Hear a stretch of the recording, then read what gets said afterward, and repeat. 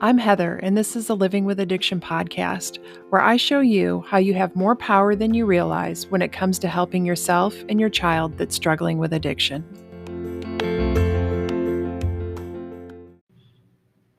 Good morning. I hope everybody's doing well today. So, I want to talk about self-confidence and confidence and what the difference is. I think this is an important topic for every human, but when you have a child struggling with addiction, your thoughts about yourself and your parenting can get pretty brutal. And your self confidence really takes a beating. So it's important to understand it so you can build it and create more. I also want to take the mystery out of it and make it something that you can create, like lifting weights to build a muscle. You really have to have your own back in life. The common theme that I hear from parents is how alone they feel in their child's addiction. And aloneness is really just a part of the plight of the human condition. It's that duality we feel, the separateness when we really long for connection. But we're even disconnected from ourselves. And I didn't start connecting with myself or even understand what that meant until I started working with the self-coaching model that I talk about in episode 16. And I'm going to talk about it quite a bit in this episode too, because it creates a great example for what I'm trying to share with you today.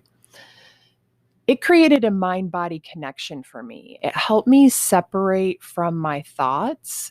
It gave me insight into my authentic self, so I could peel away all of that conditioning and get to what I really believed. And it showed me how to have my own back. And that's what I love about the model is it meets you right where you are. Doesn't matter who I'm working with or what I'm working with them on. I can meet them right where they are with the model. And it just gives you a clear path to change. And going back to feeling alone, it's something I really used to struggle with. I'm a single mother. I don't get support from my daughter's father. And I've spent a lot of time in the past thinking about how different my life and how different my daughter's life would have been if we had his support financially or emotionally. It would have been different. There's no denying that.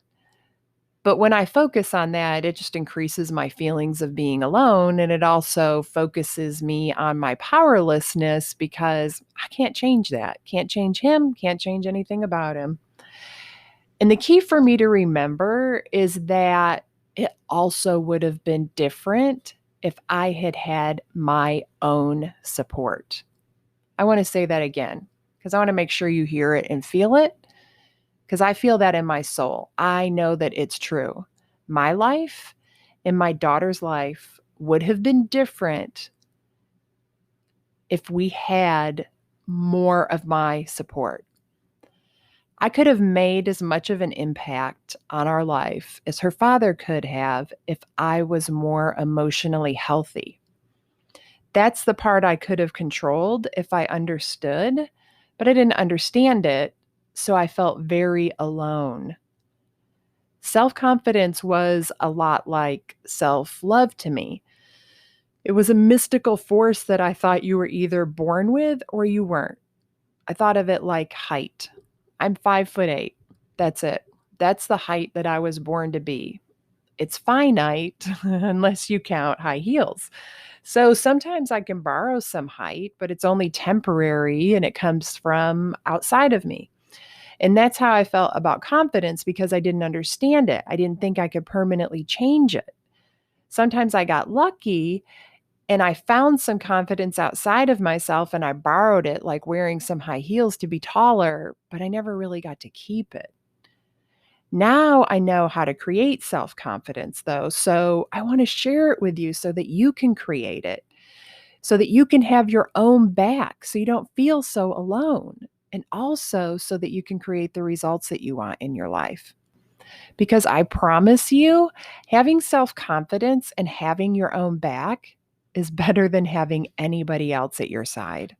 Yes, you need support. I have my own support team. I've spent years building it, and it grows as I grow. That's the beautiful part. The more I grow and love myself and have more confidence, the more that's reflected back to me with a stronger support team. You're the foundation of the support team. Once you create confidence and you have your own back, then you will feel supported in a way that no one else can give you. And to me, that's beautiful. That's real power and control in your life. So now that we understand why it's so important, let's talk about the difference between confidence and self confidence. Confidence comes from knowledge and practice. So the more experience you have at something, the more confident you become. Self confidence is your overall opinion of yourself and your ability to learn and succeed at new challenges, tasks, and opportunities. It's trust in yourself. So, as example, last year I tried stand-up paddleboarding for the first time. I didn't know how to do it because I've never done it before, so I wasn't confident in that skill. But I did have self-confidence. I have great balance, I'm strong, I have endurance, I believe I can figure things out. So I was confident in myself that I could learn the skill pretty easily. And as I practiced, I gained more confidence in my skill of stand-up paddleboarding. Actually, I got it right away. I only fell once because a boat went by me and caused a huge wave that flipped me over.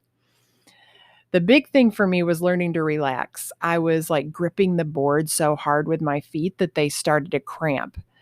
I had to relax my feet and lean into the self-confidence that I could still keep my balance and stand up if I wasn't, gripping for life. And that's the difference. Having confidence in myself made it easy to learn that new skill and become confident in that skill. If I went into that experience feeling like an out of balance train wreck, I wouldn't have learned so easily. I probably would have panicked every time I started to lose my balance and made myself fall, but I didn't because I believe I have good balance.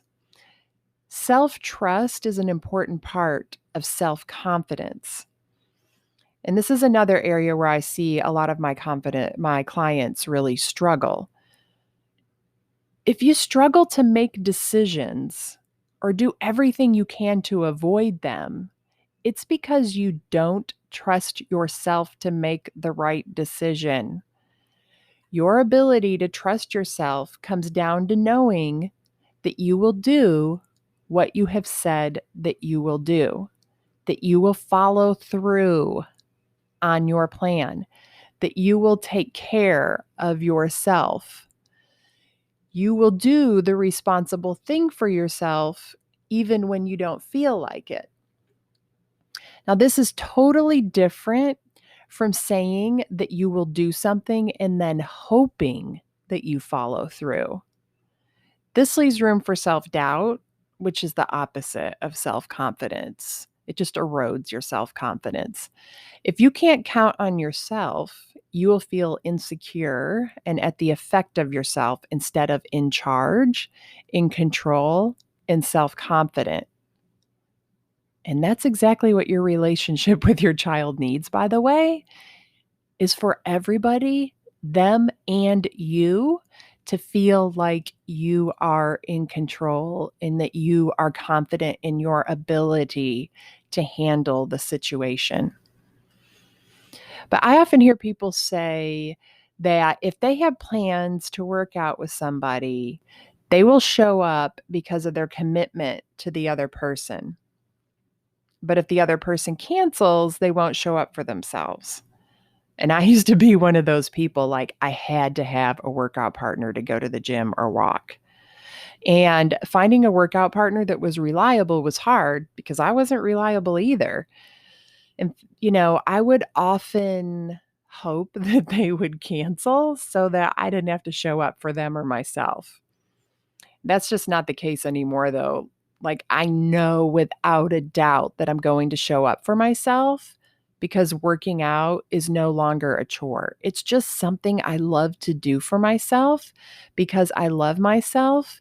It feels good and my health is important to me. I mean, especially now more than ever. Since my diagnosis, I've been working with a naturopath to optimize my health. I love the sound of that, optimizing my health. Like, it gives me a sense of purpose and control in the situation. And I gave up sugar and flour, and I've lost 20 pounds since mid February. I've made a lot of other changes too, and I'm going to share more about that in the self-confidence series I have coming up. But my point in sharing that for the purpose of this conversation is just that I'm showing up for myself because I want to create a high quality life for myself. When you have self-confidence, you show up for yourself. You keep promises to yourself. I promised myself that I'd stop eating sugar and flour, and I don't eat sugar and flour. Even when I'm sitting there watching everybody eat cannolis, I still don't eat sugar and flour. In which, by the way, cannolis are like my favorite dessert ever. But the ability to trust yourself starts with consistent follow through on your word to yourself. You aren't born with self confidence. You gain it by keeping your word to yourself so you know you can trust yourself. I mean, some people are just naturally good at that, and others, like me, aren't. But the beauty of what I'm sharing with you is that you can create self confidence. I mean, the worst thing that can happen is what you make something mean and the emotion that creates in your body. Because remember that thoughts release the chemicals that create the emotions you feel as a sensation in your body. Most of us spend too much time in self-doubt because we don't know that we can handle anything that comes our way. And despite our fears of being permanently harmed, there is no emotion that we can't feel and process all the way through. When we are willing to experience any emotion and we know it's the worst that can happen, we will be filled with self-confidence. The ability to feel is like our safety net for anything that we want to do. It takes the risk out of everything and gives us a bring it on attitude. Like me with the paddleboard, I was just excited to get on there and learn. I was like, bring it on. When I fell, I didn't make it mean I couldn't learn or there was something wrong with me. I just learned to pay more attention to the size of the waves. And then next time I could take a knee so that I could keep my balance until the waves passed. I kept thinking good thoughts about myself even when I fell. I could have thought that I was a failure and quit or just kept falling because I wasn't being confident in myself with the way I was thinking about it. But I just kept thinking good thoughts about myself. And what you think of yourself is what generates or depletes self-confidence. So if you think about it, confidence is a feeling. It goes in the feeling line of the self-coaching model. And self-confidence is also a feeling. It's a feeling about yourself. All of our feelings are going to come from our thoughts. So the way we think about ourselves will determine whether or not we feel confident. A self-confident person is going to think that they are good, capable, and worthy. Now, this doesn't have to be proven or true. Self-confidence is a feeling that creates a result, and that result doesn't have to be completed perfectly to create the feeling. And I love this part. Self-confidence is just a belief, and beliefs are just thoughts we think over and over again. You get to believe whatever you want. Think about a little kid who thinks that they're a great singer or dancer. We don't necessarily think that they're that great at singing and dancing, but they're self-confident and they believe that they're great. And that's all that matters. And that line of thinking and way of being is available to us too. I also want to address that this is not arrogance. Arrogance is thinking that you're better than someone else and trying to prove it. It comes from a place of creating false confidence by trying to put somebody else down. You're trying to elevate your opinion of yourself by comparing. So instead of building yourself up, you are putting the other person down. And I mean, that just feels yucky. And arrogance typically comes from a lack of self confidence. Self confidence, when it's genuine, understands that all humans are amazing and capable by appreciating who we are. It doesn't need us to even put others down. We don't have to do that. And I want you to notice that most criticism of others is usually projection. This means we are compensating for our lack of confidence by trying to make ourselves better in our own minds, better than somebody else. Arrogance also denies faults because it can't tolerate feeling rejected. And it's based on fear and not being good enough. But self-confidence says that we are all capable and amazing. Confidence is an abundant feeling, not one of scarcity. So the thing is that most of us aren't self-confident, though, but that's because we don't trust ourselves. We don't understand how to manage our minds, so we feel out of control with our feelings and actions. And again, this is why I love the self-coaching model so much. It teaches you how to manage your mind with your thoughts so you can create feelings that drive actions that you want in your life. It shows you exactly where your control is. It shows you what you can change. But if you don't know how to manage your mind, then you keep letting yourself down because you lack insight into why things aren't working and you don't know how to make true change. It's not that you can't or you aren't capable, you just don't know how. And it's also why we are afraid of feeling our emotions. We run from negative emotions because we feel stuck with them. We don't know how to change or process them. Before I knew that thoughts created feelings, I didn't have a tool for working through unwanted feelings, which I had plenty of when my daughter was blaming me for everything. I took on what she said. I used it against myself. I had horrible negative thoughts about myself that just eroded what little confidence I had. And I didn't know how to build more confidence.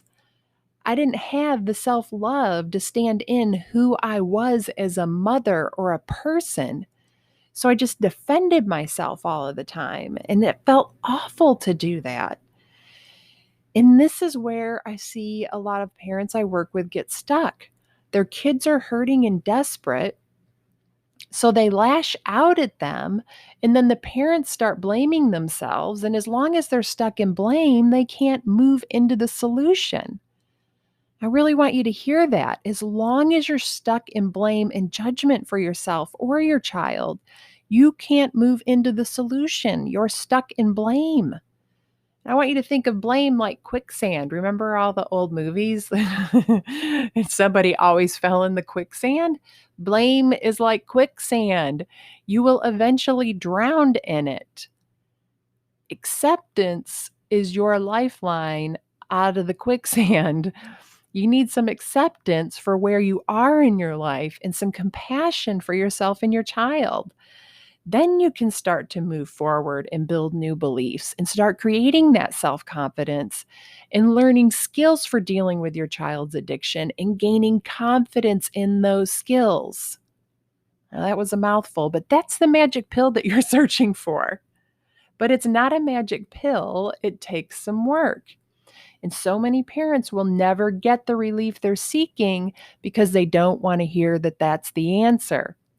They want the answer to be that their child gets sober and happy and that fixes everything.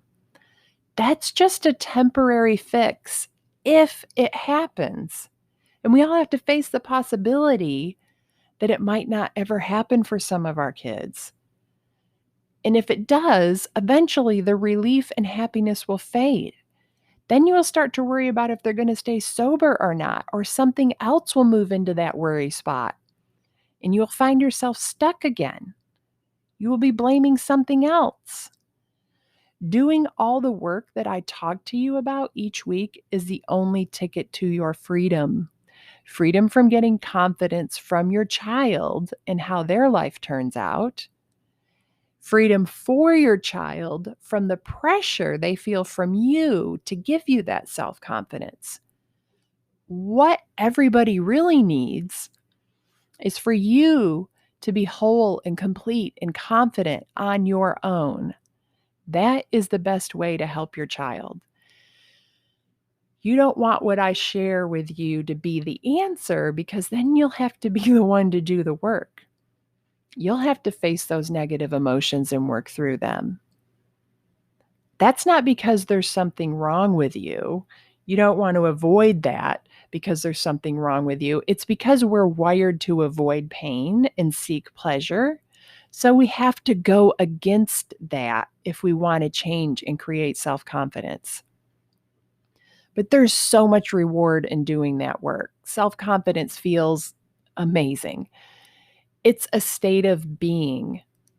Thoughts create feelings. Thoughts you think over and over again create beliefs. Beliefs create states of being. Thinking thoughts that create confidence and believing them is a skill that you can cultivate. But most of our beliefs are recycled, and that's another reason we get stuck.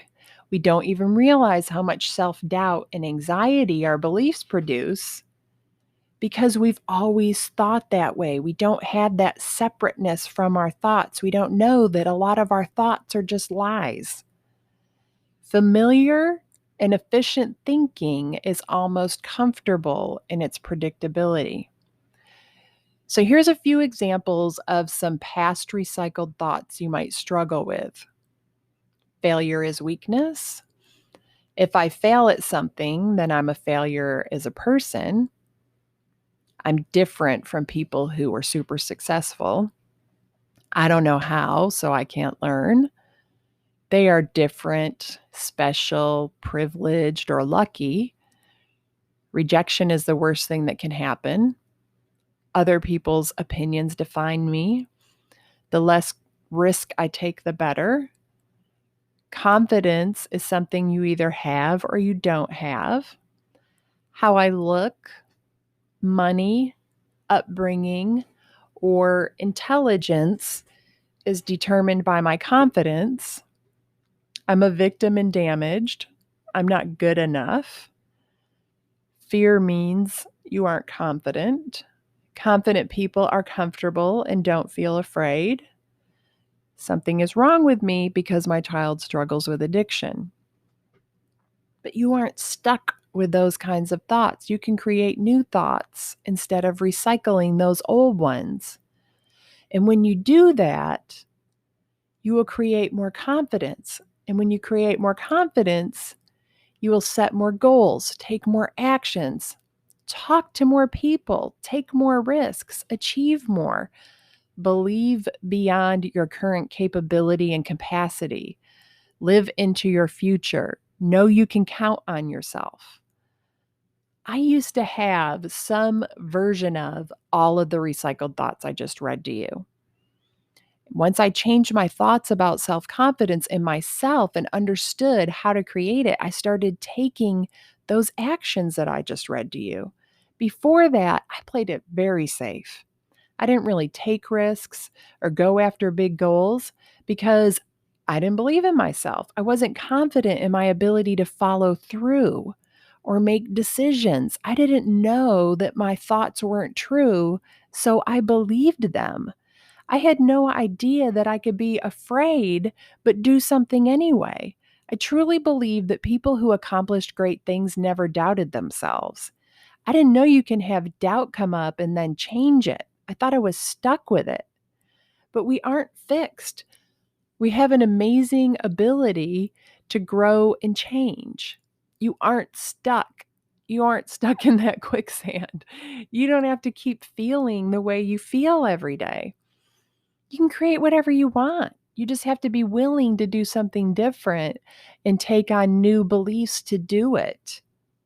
And it's really only as hard as you make it. So I want to give you some examples of beliefs that you can create. What others think about me is 100% about them. I was made for this. I'm the perfect parent for my child. Fear is no big deal. The worst that can happen to me is a feeling. I have my own back. My potential is limitless. Failure earns success.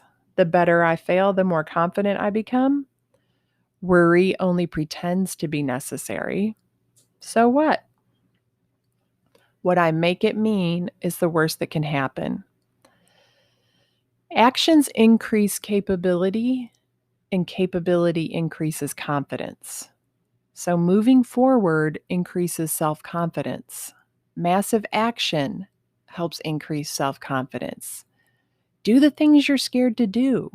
Keep doing them. Make decisions. Honor those decisions. Define your own opinions. Figure out what's right for you. Give up on outside approval. Self-confidence comes from only needing your own approval. Learn by doing. If you don't know something, learn by taking action to find out how. Don't compare yourself. Question everything you believe about yourself.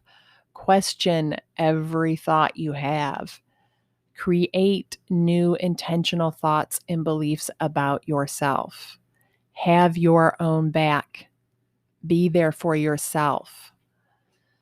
I think that's a great place to end today. So go create some self-confidence now that you know how to do it.